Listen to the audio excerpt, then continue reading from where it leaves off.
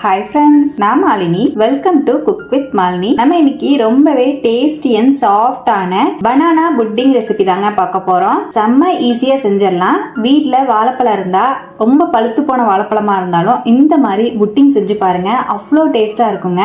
வீட்ல இருக்கக்கூடிய பொருட்களை வச்சு ரொம்ப ஈஸியா ரெடி பண்ணிடலாங்க. ரொம்ப டேஸ்டியான இந்த பனானா புட்டிங்க எப்படி செய்யறதுன்னு பார்க்கலாங்க.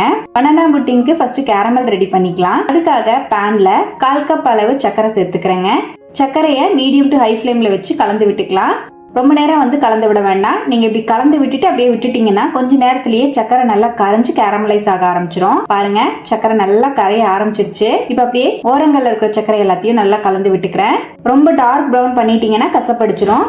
லைட்டா இந்த மாதிரி சக்கரை கரைஞ்சு கோல்டன் ப்ரௌன் கலர் வரும்போதே நீங்க ஸ்டவ் ஆஃப் பண்ணிருங்க. இப்ப சக்கரை நல்லா கரைஞ்சிருச்சுங்க. இப்ப நம்ம கேரமலை நான் இந்த மாதிரி ஒரு சின்ன டின்ல ஊத்திக்கிறேன். இந்த மாதிரி கேக் டின் இல்ல அப்படின்னா நீங்க தட்லயோ இல்லைன்னா டிஃபன் பாக்ஸ்லயோ கூட நீங்க ஊத்தி எடுத்துக்கலாங்க.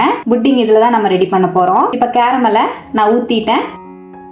அந்த டின் ஃபுல்லாவே கேரமல் வர மாதிரி இந்த மாதிரி செட் பண்ணிட்டு இது அப்படியே இருக்கட்டுங்க. இப்ப பனானா புட்டிங்க்கு நான் இன்னைக்கு இந்த மாதிரி கற்பூரவள்ளி பழம் தான் எடுத்திருக்கேன். தோல் மட்டும் தான் கருப்பா இருக்கு. பழம் நல்ல ஸ்வீட்டாவும் சூப்பராவும் இருக்குங்க. நான் இதுல இருந்து ஒரு 3 பழம் மட்டும் எடுத்துக்க போறேன். உங்களுக்கு தேவையான அளவுக்கு நீங்க எடுத்துக்கோங்க.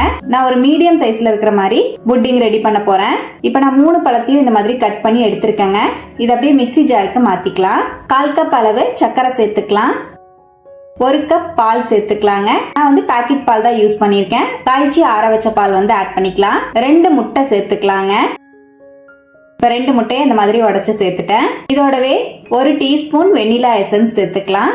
நமக்கு முட்டையோட ஸ்மெல் வராம இருக்கிறதுக்காக வெனிலா எசன்ஸ் சேர்த்துறோம். வெனிலா எசன்ஸ் இல்ல அப்படின்னா ஏலக்காய் ஒரு 3 ஏலக்காவை விதையை மட்டும் நுணுக்கிட்டு ஆட் பண்ணிக்கோங்க. இதோடவே 2 டீஸ்பூன் அளவுக்கு கஸ்டர்ட் பவுடர் சேர்த்துக்கலாங்க. கஸ்டர்ட் பவுடர் இல்ல அப்படின்னா நீங்க கார்ன்ஃபிளவர் சேர்த்துக்கலாம். கஸ்டர்ட் பவுடர் கார்ன்ஃபிளவர் ரெண்டுமே சேர்க்க விருப்பம் இல்லைனாலும் நீங்க ஸ்கிப் பண்ணிக்கலாம். ஜஸ்ட் இது ஒரு ஃபிளேவருக்காக தான் நான் ஆட் பண்ணிருக்கேன். நான் வெனிலா கஸ்டர்ட் பவுடர் ஆட் பண்ணிருக்கேன். 2 டீஸ்பூன் அளவுக்கு கஸ்டர்ட் பவுடர் நான் சேர்த்திருக்கேங்க. நல்லா நைஸா அரைச்சு எடுத்துக்கலாம். எல்லாத்தையும் சேர்த்து பாருங்க, இந்த மாதிரி நல்லா நைஸா அரைச்சு எடுத்துட்டேன். இப்போ நம்ம ரெடி பண்ணி வச்சிருக்கிற கேரமல் டின்ல நம்ம அரைச்ச மிக்ஸ ஊத்திக்கலாம். உங்களுக்கு வேணும்னா நீங்க வடிகட்டிட்டு கூட ஊத்திக்கலாங்க. புட்டிங் சாப்பிடும்போது ரொம்ப ஸ்மூத்தா இருக்கும். நான் அப்படியே சேர்த்துக்கிறேன். கடைசியா இருக்கிற பழம் மட்டும் கொஞ்சம் அரைப்படலை. நான் அதோடய ஆட் பண்ணிருக்கேன். ஏன்னா சாப்பிடும்போது கிரன்ச்சியா நமக்கு வாய்க்கு கடிபடும். நம்ம பனானா புட்டிங்க்கு மிக்ஸ் ரெடி ஆயிடுச்சுங்க.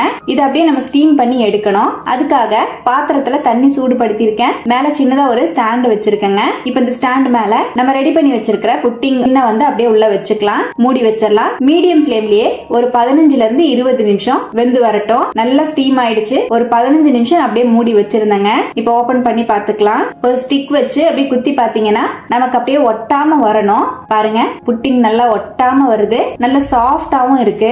இப்போ நம்ம புட்டிங் ரெடி ஆயிடுச்சு.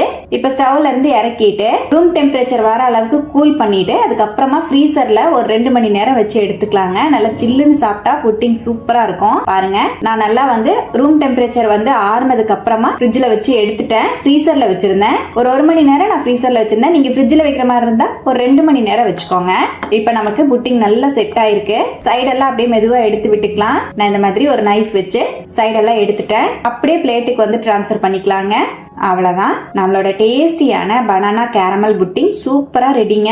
டேஸ்ட் அல்டிமேட்டா இருக்கும். வீட்ல இருக்கக்கூடிய பொருளை வச்சு சட்டுன்னு செஞ்சிடலாம். ஸ்வீட் சாப்பிடணும்னு ஆசையா இருக்கும் போது இந்த மாதிரி செஞ்சு சாப்பிடுங்க. நல்ல சில்லுன்னு இந்த கிளைமேட்டுக்கு சூப்பரா இருக்குங்க. அடிக்கிற வெயிலுக்கு நல்ல ஜில்லு ஜில்லுன்னு இந்த கேரமல் புட்டிங் சாப்பிடும் போது தொண்டைக்கு எதமா சூப்பரா இருக்கும். கண்டிப்பா இதே போல பனானா புட்டிங்க நீங்களும் ட்ரை பண்ணி பாருங்க. ரொம்பவே ஈஸி. ட்ரை பண்ணி பார்த்துட்டு எப்படி வந்ததுன்னு கமெண்ட்லயும் என் கூட ஷேர் பண்ணுங்க.